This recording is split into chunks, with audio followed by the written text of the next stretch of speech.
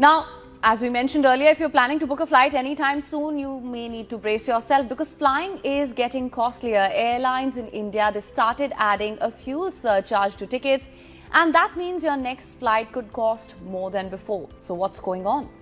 The short answer is jet fuel has become expensive. Airlines are passing some of that cost on to passengers. And yes, we're talking about the domestic scenario first up. So aviation turbine fuel is one of the biggest expenses for airlines. In fact, it can account for nearly 40% of an airline's operating cost. Recently, prices have shot up sharply due to the ongoing conflict involving the US, Israel and Iran, which has disrupted energy markets and pushed global fuel prices even higher. Right, so how much more will you have to pay? For instance, Air India, it's introduced a 399 rupee fuel surcharge on domestic flights, which previously had none. Meanwhile, Akasa Air is charging between 200 rupees approximately to 1300 rupees depending on the distance and the route. Other airlines like Indigo, they've also rolled out similar charges across domestic and international routes. So for passengers, this means your ticket price may quietly go up by a few hundred to a few thousand rupees depending on where you're flying.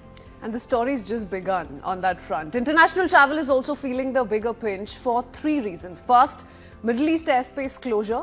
Then you have expensive jet fuel, as we just discussed, and then longer flight routes, given these two factors. So because parts of West Asian airspace are now being avoided due to the ongoing conflict, some flights are taking longer detours, which means more fuel burn and higher operating costs. So what options do flyers have at this point for travelers? There are a few ways to deal with the rising fares. Book early as prices tend to climb as airlines adjust fares due to fuel costs. Be flexible with the dates. Try midweek flights or odd hours, which can still perhaps be cheaper. So you might want to look at that red eye as well.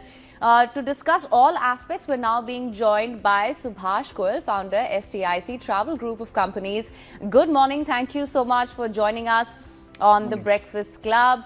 Of course, we're discussing something that is going to have an impact on flyers directly. I want to begin by asking you, what's your assessment? We're talking about alternatives. What options do flyers have? There are a lot of options. One is, leisure traffic. As far as leisure traffic is concerned, there were a lot of people who were going to the Middle East, particularly Dubai and Abu Dhabi. Now, they have chosen other destinations towards the east. That is Sri Lanka, Singapore, Malaysia, Thailand, Cambodia, Vietnam. In fact, the traffic to this area has gone up substantially. And also southwest towards South Africa, Kenya, Ethiopia, the traffic is there, Mauritius. So people who had to go on a holiday, maybe anniversary or any other thing, they are going, number one. Number two, yes, fuel has gone up, and it is obvious because everything depends on, what the input costs are. And as you rightly mentioned, that DOC, that is the direct operating cost of the airline, is 40 to 50% ATF, which is aviation turbine fuel.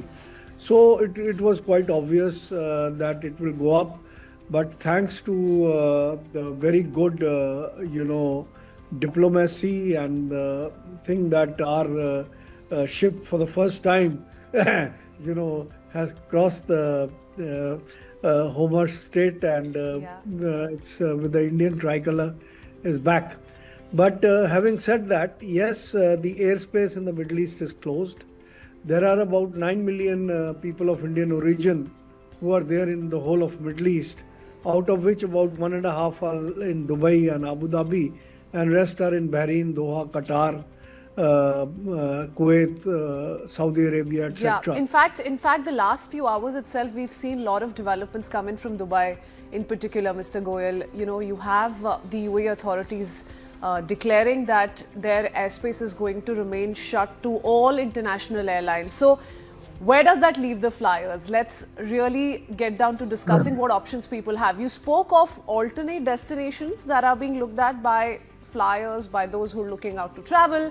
But what about those who intend to travel to the United States, to UK, to Europe? There's a northern detour which is being spoken Yes. of, a southern detour, and even a longer yes. detour. So tell us about these options people can exercise. Options are basically either if you're going to the United States, you can go via the Pacific. For example, you can go on Air India to Hong Kong, and from Hong Kong you can take other flights to San Francisco or Los Angeles and all. And similarly, there are a lot of other airlines like Singapore Airlines, Malaysia Airlines, Thai International, who can take you across the Pacific rather than the Atlantic. Secondly, Which would mean more time, and it would also mean more More time. operational costs. So it's going to Yes. be expensive Yes. flights. Yes, Yeah. yes. If you have to go, you have to go. Otherwise, stay at home. Second thing is that there are a lot of options. There are Ethiopian Airline, which is just Addis Ababa is just below Dubai, a little bit in Africa, and that is very safe. And they have 2 flights a day from Delhi to from Bombay, and they have 3 to 4 flights a week from Chennai, Bangalore, and Hyderabad. So that's a very good option, and people are taking that option, and they have wide body aircrafts, and they go to all the points in Europe, and also they go to South America, and they also go to New York and Canada, US and Canada. So that's a very good option that people are taking. Also for Europe, people are going via Colombo on Sri Lankan Airlines. That is also a very good option. And there are people who have to go to Iraq and nearby places in the Middle East. Fortunately, there is, 1 or 2 airlines. For example, we have also done some charters from Muscat. People who are stranded, from Muscat and the southern part of Oman.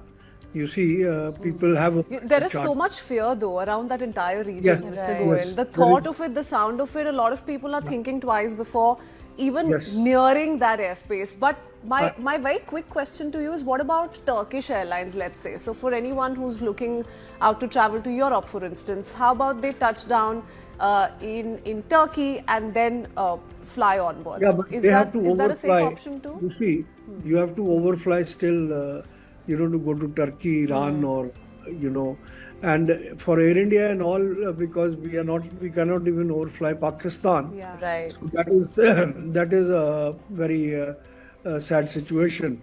But having said that, Royal Air Jordanian is operating from Mumbai regularly to Oman, which is in the middle of the crisis.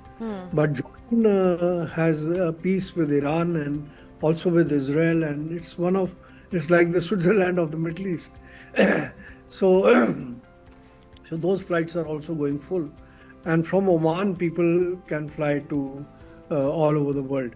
So these are the basic 3 options which are there right now. Although Emirates did operate 1 or 2 flights via Dubai to the West Coast, to the US, and some of the passengers who were stranded have taken those flights. And whenever there is a window, Air India, Indigo, and Emirates have also brought back some of the stranded passengers. Right. So life has to go on, and we all pray that good sense prevails. You see, it is such a tragedy that we are spending millions and millions of dollars, finding life on other planets, and we are spending billions of dollars destroying life which is there on our planet. So I think good sense should prevail. Yeah.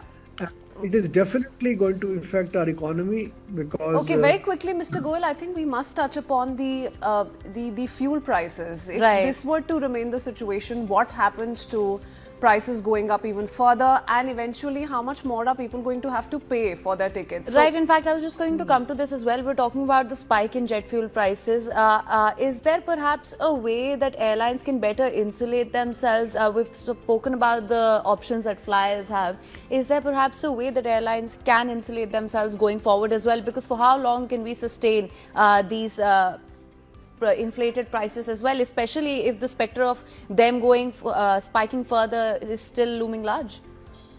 No, you see, if the war continues, I think there is no option, but fuel prices are going to go up and up and up.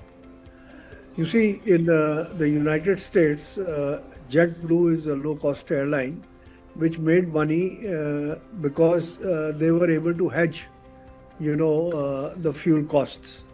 That is, you fix the cost of the fuel at a particular price, and there is an insurance you buy, and then the fuel suppliers have to supply you at that price only, whether their cost is higher or not. But I don't know which are the airlines which have done that hedging.